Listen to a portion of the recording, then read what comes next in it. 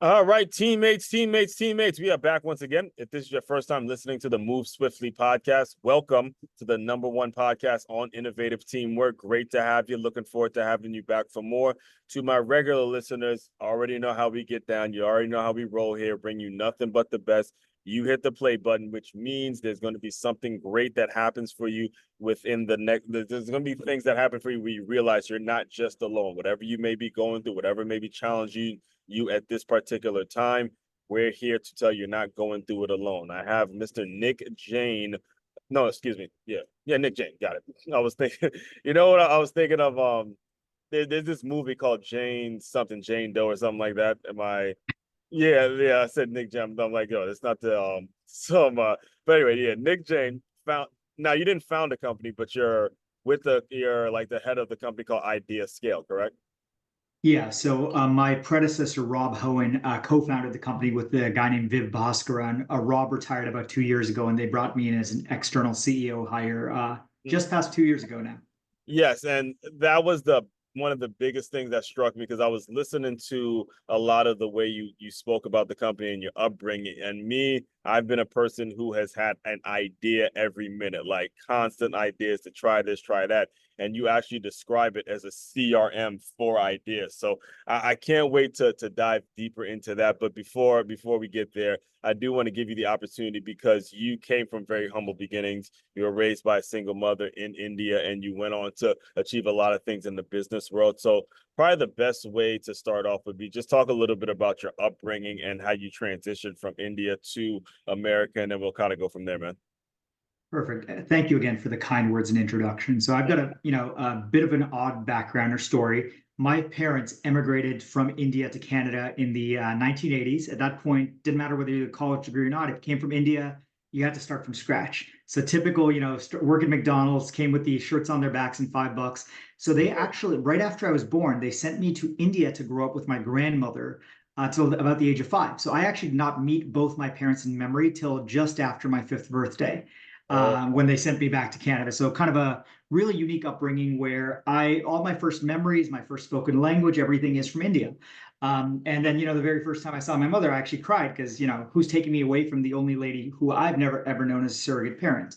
oh So, gosh, but yeah, that is crazy. beyond that, And shout sorry, out to the parents, dude. I gotta because you yeah, mentioned that. amazing, difficult Shout out to them sacrifice. for making that sacrifice because that I couldn't imagine how difficult that is and humbling that may be. And then for the grandmother to take you in, you got to shout them out, man. So shout out to the parents for that. No, my parents and my grandmother made tremendous sacrifices to give me the opportunities in life that I wouldn't otherwise have had. Right. But after that, kind of grew up a very typical middle class life up in Canada, and then moved to the U.S. for college. Got a really good opportunity to go, and some really good financial aid to go to Dartmouth. Obviously, a good school. Studied math physics there, and then for the first 10 years of my career, I worked on Wall Street as a professional investor. And for the last 5 or 6 years, somehow I stumbled on the job of being a professional CEO. So I've either run or co-run now a $100 million revenue trucking company with 1,000 people, warehouses, trucks moving back and forth across the country, then a men's shoe company, and now for the past 2.5 years, Ideascale, which is a B2B SaaS company that makes innovation management software for really large organizations such as the post office, TSA, Comcast, these large household names that you and I work with on a daily basis or encounter. We help them actually innovate so they're relevant not just today, but 5 years, 10 years, 50 years in the future. Man, there's so much you said there that I want to dive into. But before we get into the kind of the weeds of how idea scale works and how they're able to see into the future, because I do think that is actually very important for us to talk about. This is innovative teamwork. We discuss a lot of that here. Just talk us through what your college experience was like, because it's hard to gauge when you're in college and you may be interested in business, you may be interested in majoring and having an MBA. You really can't predict it's hard to gauge what it's going to be like in the classroom. So seeing that you obviously appreciated the opportunity, you're at Dartmouth, and I believe too, was it Harvard Business School that you ended up spending some time? What was the college experience for you as you were kind of going through it, and you kind of look back on it now and talk and reflect on how it may have prepared you? Sure. So there were pros and cons, right? Showing up Right. as a, middle class immigrant kid at a school like Dartmouth, you're definitely part of the lower socioeconomic strata. People have cars, they vacation in fancy places. I Yeah. can't afford to fly back for Christmas break, right? Because Hmm. that's, $2,000 my family didn't have at that point. Yeah. So very different kind of economic experience versus, many people who attend good schools. So that was certainly strange, but not unwelcoming. I think Dartmouth did a good job of making sure, they kept the doors open during the holidays for folks like me who couldn't afford to fly back. Academically, I absolutely loved it. So I showed up wanting to be a science major, wanting to go on towards a PhD in physics. I actually did complete my physics degree, but along the way, I fell in love with abstract mathematics. And Dartmouth, because of its liberal arts curriculum, allowed me to go take a degree in math and physics, and at the same time go take courses in English literature, in feminist literature, in economics, things that you wouldn't have necessarily been able to if you'd been in a program where you only are allowed to study one thing. So loved that. Was on the crew team for a couple of years, so rowed at Dartmouth. All in all, a really good experience. Really cold though. Really, really cold for somebody who was raised in a place where it never drops below 35. Yes, understood, understood. I went to Stony Brook University. I grew up in Maryland. I went to Stony Brook, and in Long Island, when it gets to those cold temperatures and you have the beach that's right there and the wind hits it, it is a different type, a different level of cold. So, I understand exactly what you mean when you say that. Now, when you graduated and you mentioned you want to get into, be a science, you want to be like a science teacher, I'm assuming. No, I Oh, wanted to go into research as well as huh? teach at the collegiate level was kind of Right. my ingoing aspiration. Probably that was my aspiration till probably junior year of college. Yeah. So what happened? What happened when you finally graduated and got your undergrad? Where did the win? Because that's another point. I know the reason I'm asking this is because as listeners, it's really hard to tell you to go to. I mean, college is important, but it's more so important. And I'm glad Dartmouth gave you that option to know specifically what you want to do and give you certain things that you were able to do. But it's hard to figure it out, quote unquote, when you're in college, and especially when you get that undergraduate degree and you're expecting all these great things to happen for you, and then you realize, wait a minute, this is a real dog eat dog world. So, talk us through a little bit about what happened when you finished your undergrad. Yeah, so coming out of college, like many people, I wasn't sure exactly what I want to do. I had this idea that maybe I want to go into academic research, but I also really like the business world. A lot of my friends were going to work on Wall Street or for big consulting firms or Right. corporations. So I said, okay, let's try two things. I got a great offer to go work for a really good consulting firm, McKinsey, and I told them, hey, let me just go do something else for a year. And I actually went and did economics research for a professor at MIT. They sent me over to India where I did a bunch of on the ground, Wow. development Well, economics that's back in research. your hometown. Exactly. I actually got to meet some of my on my father's side of the family who I'd never met growing up for the first Huh. time ever. So Wow. that was a part of the allure as well, right? I wanted to go back to where I'd grown up and meet a portion of the family that I'd never ever met before. Hmm. Um, And then so I you went went, back so and when did, you went oh yeah. there, you were helping them in, like, were you helping them develop economically? Walk us through a little bit about what Yeah, so I worked for a woman called Esther Duflo, who actually subsequently went to win on the Nobel Prize in economics, the first woman ever to do so. So that was kind of cool. Obviously, I did not know this. This was 10 years before she'd won a Nobel Prize. Right. But my job was specifically so what Esther Duflo became, or Professor Duflo is very famous for, is running these on-the-ground experiments to figure out whether development programs actually help the poor or not. So you can imagine Hmm. uh, all these programs, you try and cure poverty or you try and improve development. We don't actually know whether these government programs work or whether you're just giving money away to people in a way that doesn't help them develop. And that's true here as well, 1000%. right? Right. There's Very there's true. an And we're organization. recording this in Yeah, a political season, so I'm glad we're talking. I'm not going to ask you who you're voting for, but yeah. I'm glad we're at least discussing the concept of politics, because so many times do we depend on a certain politician. We think that they're going to just solve all our problems, but there are people like you on the field level figuring out, hey, does this actually work, and testing it out every day. So I'm super happy you're talking about this.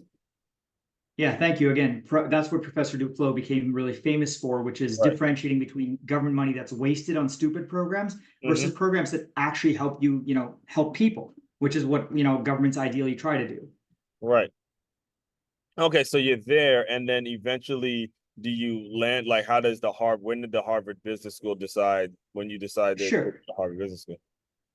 So I did my 1 year of research Mhm. and realized, look, I really like research, but I probably don't want to be in a career academic by myself, sitting in a room. I'm an extrovert. I want to be around people. So I decided, okay, I'm good at math. I like talking to people. Where do I go? That's a very natural transition to Wall Mhm. Street. If you're good at math and you like talking to people and you're competitive, Wall Mhm. Street's good. So I spent the next 4 or 5 years of my career and doing financial consulting at McKinsey, and then a couple years at Bain Capital, which is a huge private equity firm in Mhm. Boston. It was kind of fun. I was there when Mitt Romney was running for office, and he was the founder of Bain Capital. So we Okay. got a lot of media, poking around. So I did that for a couple of years, about 4 or 5 years in total. And Uh-huh. then I had the opportunity to go to business school at Harvard, which obviously, for a kid from my background Yeah. is a life-changing opportunity. Yeah.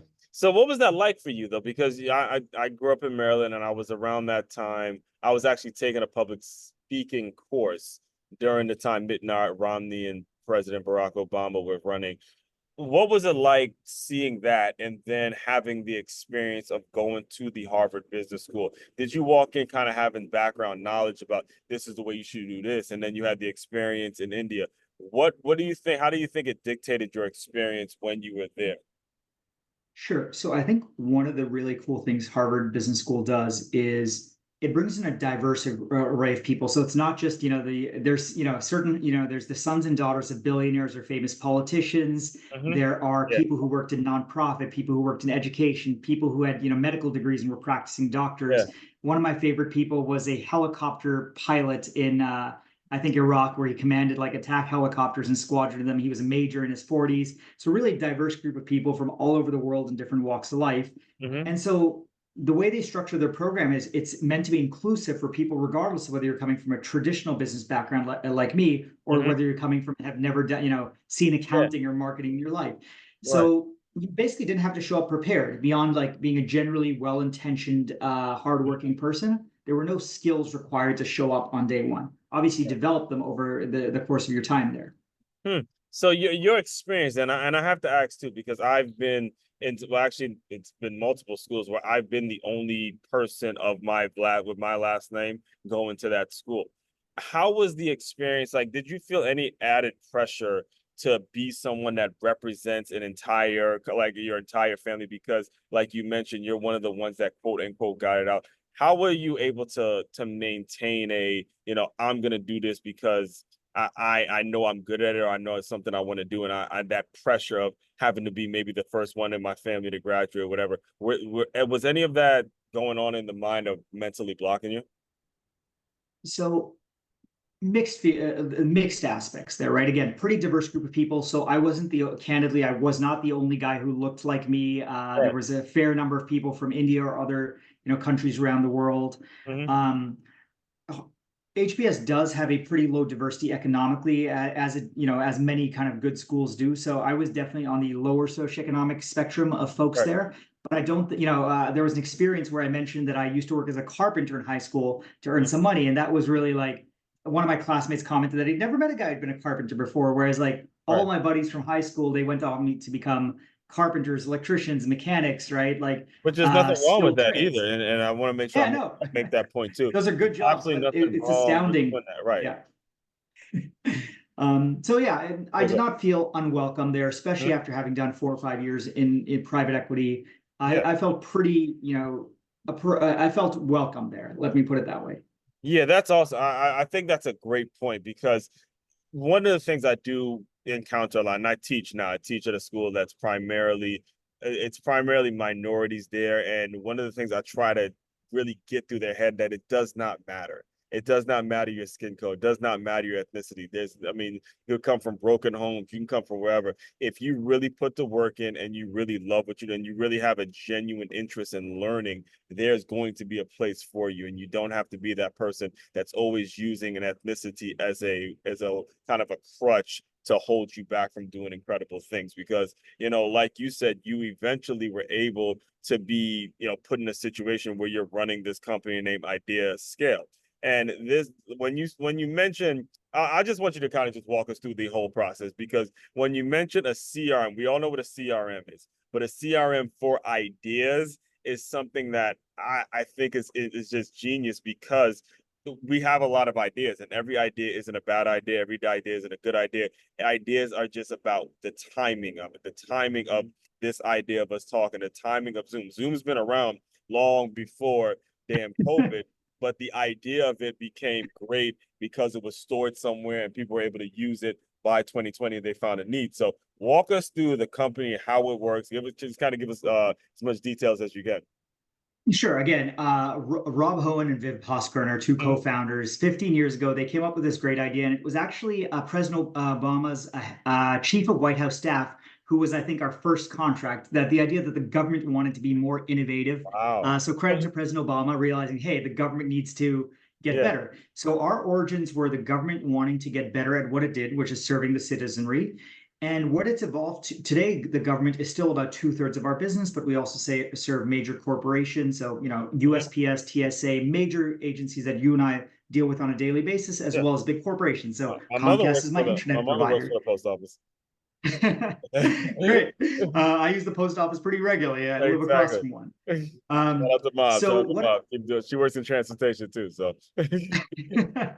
so what Ideascale does is, let's go back to the CRM analogy. If you're in sales and marketing, you put all your customer data into that CRM. Every lead, every prospect goes into the CRM, and yeah. you can say, hey, this is a CRM this is a contact that I think is a hot lead. I'm going to move them forward and move them through the sales pipeline. Or you can say, hey, they're not really relevant. It's not great. It's someone who, my company is not relevant for my company. Imagine doing that, except for ideas. Right now, people take their ideas and they write them on Post-it notes. They email it to themselves. They stick it on an Excel spreadsheet. Yeah. And especially being in a large organization, you can imagine the number of physical Post-it notes or random Excel spreadsheets that no one ever sees. Those notes never get in front of the CEO.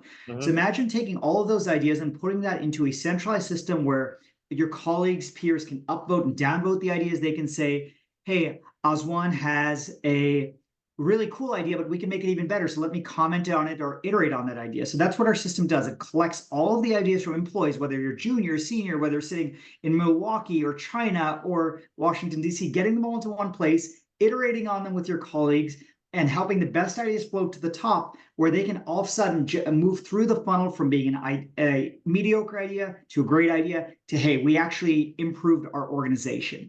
Oh my So that's goodness. what we do This for a is living. so, I mean, it's so actually surreal that we're actually talking about this. So every Wednesday I do this thing. I do a series on my channel called Wintrepreneur Wednesday. And one of the things I talked about actually in today's recording was this idea I had when I worked at a gym to put ironing boards in the gym. All right, this was back when I was working at, it was Washington Sports Clubs. They used to be in there's some in Pennsylvania as well. But the thing is, I was working for like $7 an hour, and no one's actually listening to me. But if I'm thinking now that you said that, if there was a company that everybody, or a CRM that every single employee had access to, that I could plug in, hey, it might have kept, now this gym that I was working, it's no longer in business, but it might have been something that somebody else could have took in a different part of the company, and then that may have made the difference between a member staying and not staying, because you come to the gym, you work out, you may not want to have time to iron your clothes, having an ironing board there, and that's just an idea I had. So, all that being said is, just speak a little bit about how any examples or case studies that you can share in which this system has actually worked and people have come back and said, man, without this, I don't know where my business would be. Sure. So I'll give a quick example that from the private sector, and then I'll give a quick example from the public sector. So in the private sector, one of the largest fast food chains, someplace I'm sure you and I have eaten probably in the last 6 months, right? One of the biggest fast food chains, household name in America. They realized they wanted new menu ideas. Okay. And they're great. They have lots of professional chefs in house, but they wanted to reach out to their, hundreds of millions of customers around the world and say, give us ideas for what our next new hot menu item should be. So thousands of Oh, people from around the they world. asked a customer. That's Exactly. okay. Okay, I got you. So Makes you can sense. you can use our software internally to talk to your employees, or you can reach out to anyone in the world or any mix of I got you. internal and external people. So Right. they decided to create an open Ideascale campaign to reach out to their customers and say, like, suggest what items you would like to see on our menu. And thousands of customers did. And so one of those ideas actually got implemented because the company looked through it, said, hey, this is something we can do. It makes financial sense and our customers are demanding it. So let's stick it on the menu. Wow. So that's an example of something that happened in the private sector. Right. On the public sector, I have to be a little more discreet because of NDAs and things like that. Yeah. But some of our big government agencies, let's use TSA or post office or so on. I can't access their data because I'm not even allowed to access their secret government data. But imagine the small incremental changes you're seeing at TSA over the last 20 years, Yeah. right? Post 9/11, you imagine how Well, difficult it it's was to funny go because you through keep security. mentioning these companies, and I have another cousin that worked at TSA, so it's Well, funny. these are big Yeah, household names that, yeah, that's what. Americans, we deal with on a day-to-day basis. Let's use Right, the TSA, for example. And right, candidly, I don't know whether we were influential or not behind some of these improvements because I uh-huh, don't get to see their data.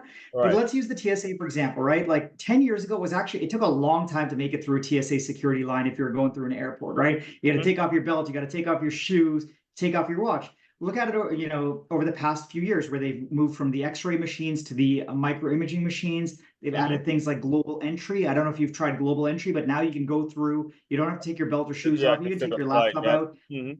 So these sorts of incremental innovations are happening not just because the senior, the chief of staff or the head of transportation secretary, but employees throughout the organization, the floor people who are seeing the challenges you and I encounter as we Mhm. walk through security, they're suggesting ideas, and systems like Ideascale help that happen. And that's really nice to see when I encounter a government agency and say, hey, they got better today. The experience at the DMV is just a little bit better than it was last month. And sometimes I get to know that, hey, we contributed to that. Yeah, it's so crazy because I had a family reunion in Trinidad, and I went so there was a flight I had to in the state to St. Croix where the airline they had a situation where I didn't have to wait in line. I could just go and get my boarding pass, do the handprint thing or whatever it was. But Trinidad, again, you got to step it up, Trini, all right, because they made me wait in line for like a couple hours, and I couldn't just get my boarding pass from the little kiosk or whatever, and that was kind of frustrating because I was already used to, hey, just putting my print in. I wasn't checking any bags or anything like that. So those incremental changes, what you're saying, isn't necessarily coming from the CEO of these airlines. It's actually coming from the people on the ground level, figuring things out. Say this would run a whole lot smoother. So that's clarifying. That's really, really gratifying And to. not just the airlines, by the way, the government agencies. So the ideas are not just coming from the Department of Homeland Security. They might be coming from, a 24-year-old who noticed something about Homeland Security or about the Mhm. TSA or the clerk at the post office. Exactly. So when it comes to finding new clientele, how do you qualify someone? How do you qualify whether it's a company or a person? Like, do you look to see what's not being done, what they're gonna need, and then you say, hey, we have this software? Sure. So I think we qualify it in two ways. Number one is we do all this typical sales and marketing things that any B2B software company does that's aiming at large clients. So I don't think we do anything cool there. But where we really serve clients well is when an organization has decided they want a chief innovation officer, a VP of engineering, or a deputy director of engineering, or sorry, innovation. When they've decided that innovation is an important part of who they want to be and how they want to stay relevant over the next 5 or 10 years, when they appoint that person, we say, okay, we're probably the right software system you need. Just like imagine you're head of revenue or a head of marketing, a head of sales, you need a HubSpot or Salesforce or Zoho. When you're an innovation officer or chief innovation officer or even CEO nowadays, you realize that innovation matters. If you're McDonald's, if you're DHS, if you are the post office, if you're the Navy, if you're not innovating, your competitors are, right? And that's true at a national level too, right? If the Americans aren't innovating, the Chinese government is, right? And we as Americans need to stay ahead of some of our foreign competitors. Right. Now, is there a database that you have, or do you guys just kind of look to see if someone actually filled that position, chief innovation officer? Like, how do you know that that position is being filled by somebody? Do you have people researching that?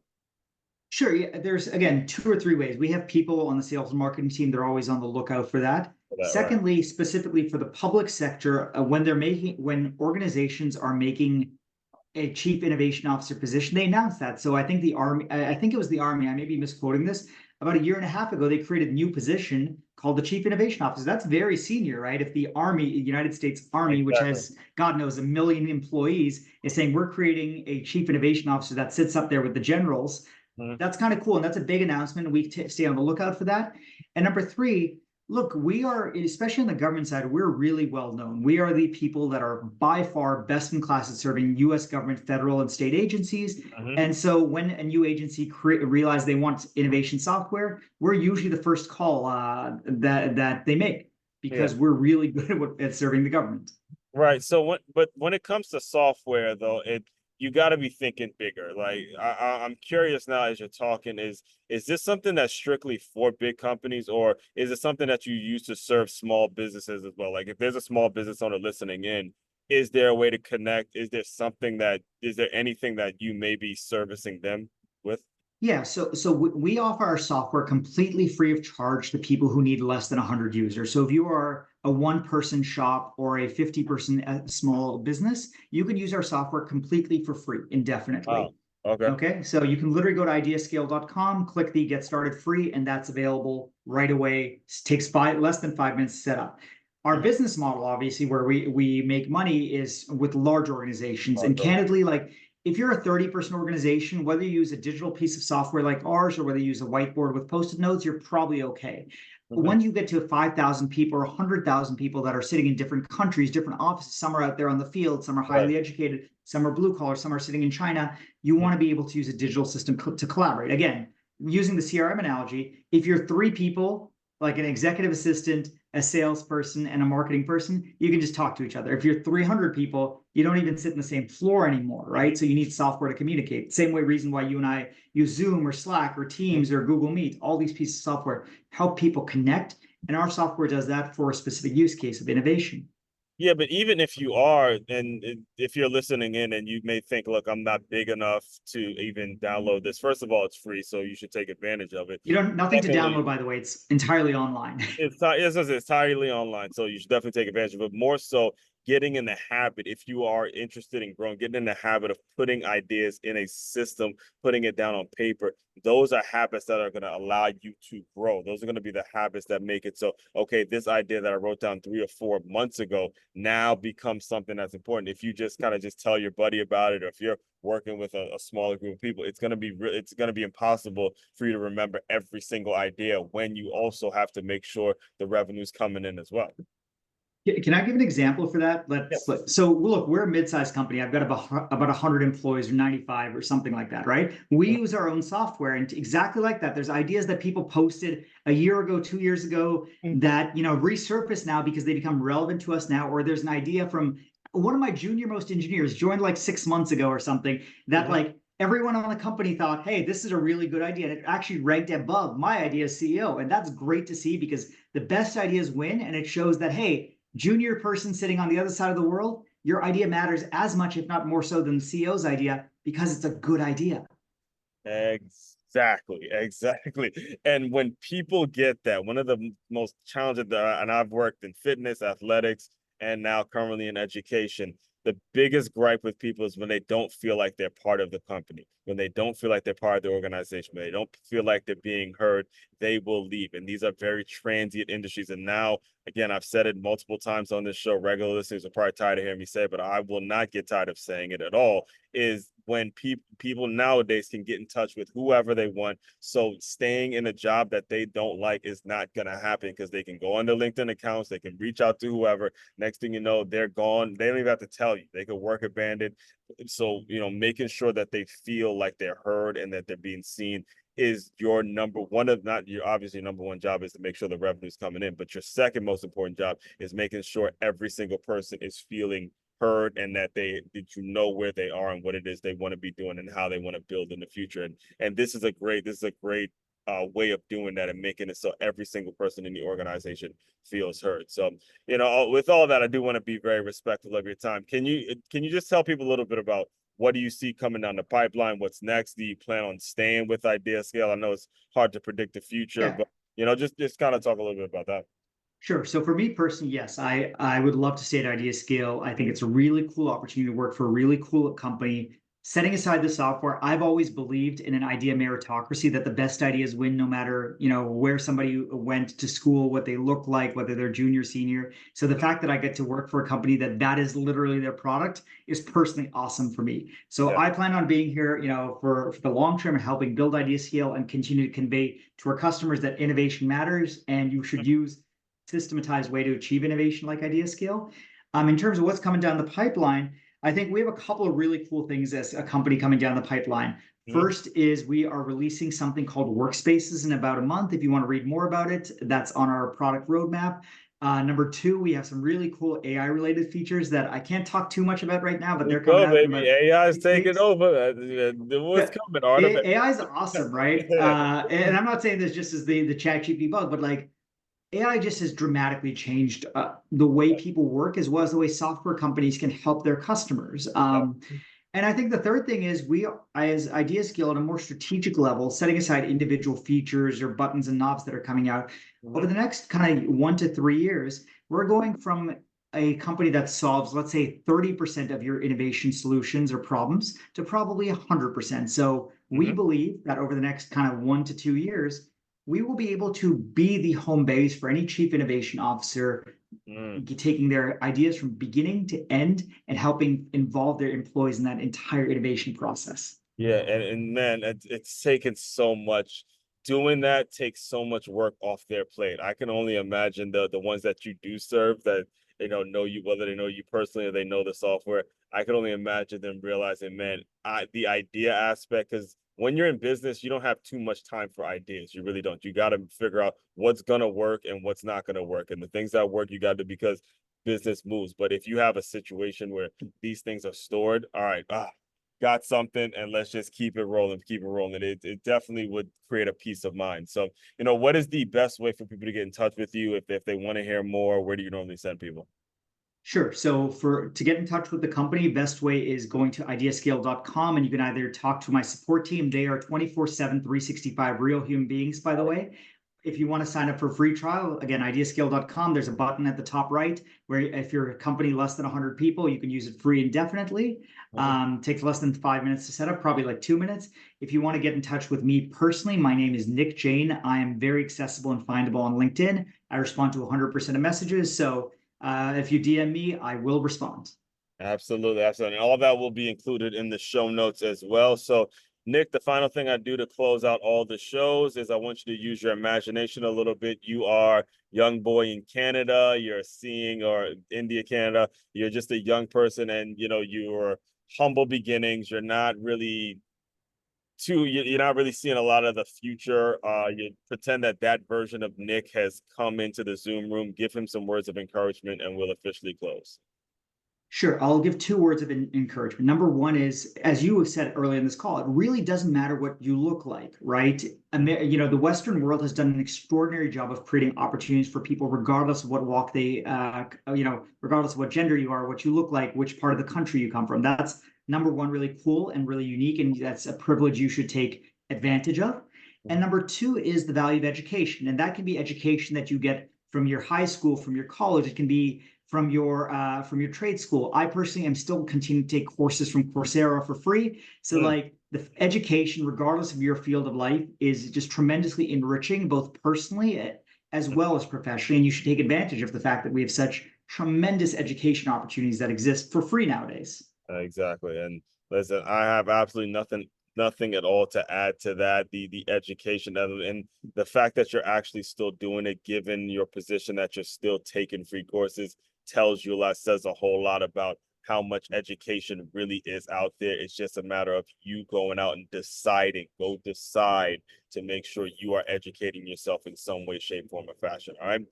All that being said, fellow teammates, continue to move swiftly. We will talk more soon.